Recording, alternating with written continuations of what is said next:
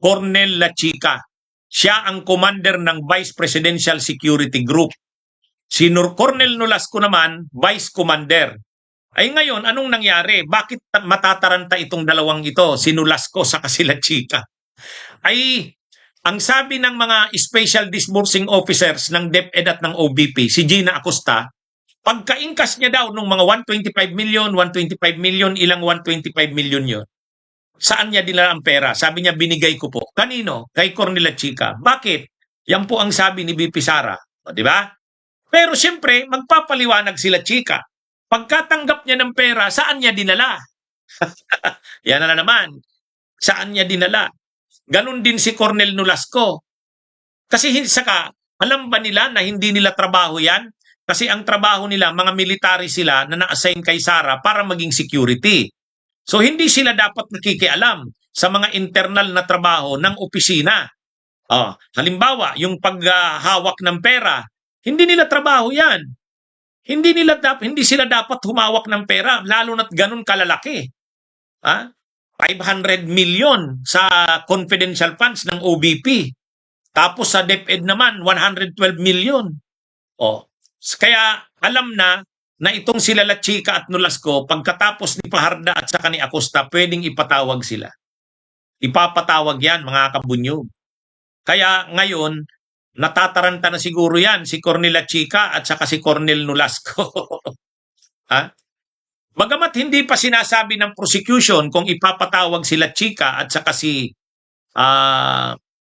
Nolasco, pero bakit hindi nila ipapatawag yan? Dapat ipatawag yan.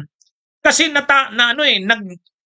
doon sa testimonya ni Gina Acosta sa kamera at saka ni Edward Paharda, yung chain ng custody ng confidential funds, pagka-ingkas ni Gina Acosta, napunta kay La Chica. Pagkatapos nun, na-break na, wala nang alam kasi hindi naman pinatawag si La Chica sa kamera nun. Ganun din sa DepEd. Pagka-ingkas ni Edward Paharda nung cheque, binigay niya kay Nolasco, pero nun wala nang alam. So ngayon, hindi pwedeng hindi sila ipatawag. Hindi sila pwedeng hindi ipatawag. Kasi, unang-una, tatanungin sila, ay di ba mga military kayo na naka-assign sa Office of the Vice President at sa DepEd? Ano bang trabaho nyo? I-secure ang Vice Presidente. Trabaho nyo ba na humawak ng pera ng opisina? Sabihin nila hindi. Bakit tinanggap nyo yung pera? O sasabihin na naman nila, utos ni BP Sara. Yan na. Kaya ito mga kabunyog, mga kapabayan, maganda itong mangyayari next week. Kaya ano ito? Exciting ang next week. Sa ngayon, namumonitor na yata nila Cornel La Chica sa ni Cornel Nolasco na ipapatawag si Paharda at saka si Gina Acosta next week. So nag-i-expect na sigurado sila niyan, pagkatapos niyan malamang sila na ang ipapatawag.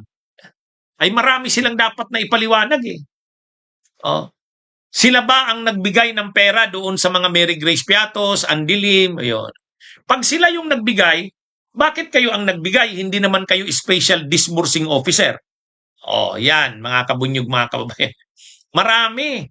Maraming dapat ipaliwanag itong sila, itong mga kabunyog, marami silang dapat ipaliwanag. Kaya sa ngayon, dahil nabalitaan na nila Cornel Nolasco na ipapatawag na sila next week, ipapatawag si Paharda at saka si Acosta, ang sunod na tanong, sila rin. Handa rin ba silang humarap? Maraming tanong sa kanila dyan na dapat nilang sagutin.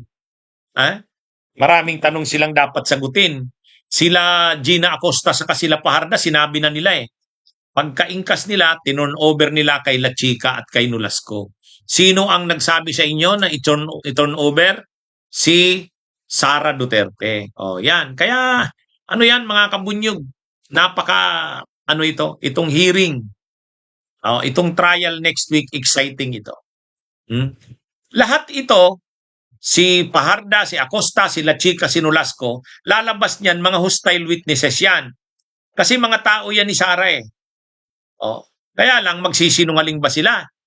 Sasabihin ba, hindi ba nila hindi ba nila aaminin na si Sara ang nagsabi sa kanila? Pag hindi nila inamin yan, madidiin sila dyan. Ha? Oh, oh. So yan mga kabunyog ha, maganda itong mangyayari. Ha? Maganda itong mangyayari next week. Abangan po natin.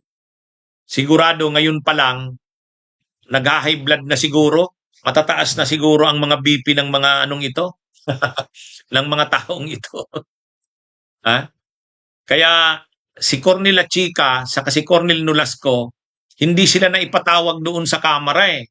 Hindi. Pero dito sa impeachment trial, dapat ipatawag yan. Ano naman kaya ang dahilan bakit hindi pa makadecide? Kasi hindi pa daw makadecide ang prosecution kung ipapatawag sila Chica at Sinulasco. Bakit naman hindi? Di ba?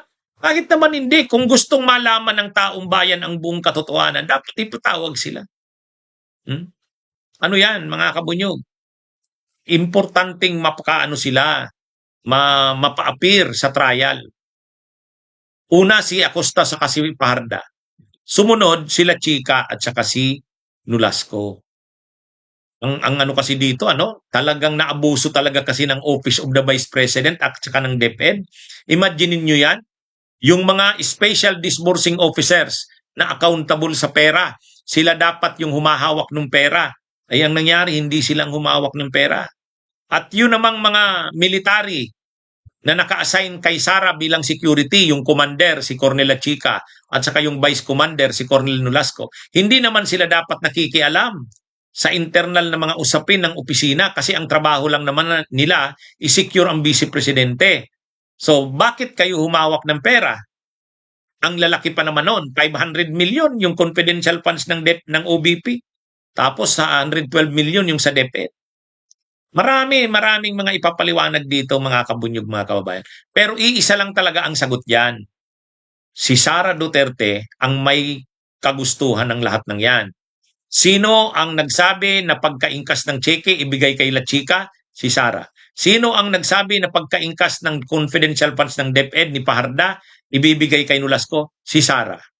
Sino ang nagsabi kay La Chica, tanggapin nyo, kunin nyo yung pera? Si Sara.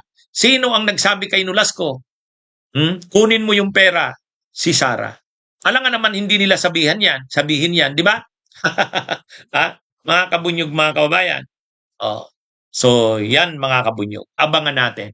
Bunyog, bunyog, halikan na kasama ka.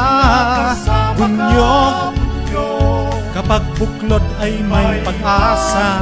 Luzon, Visayas, Mindanao, isa ang pananaw.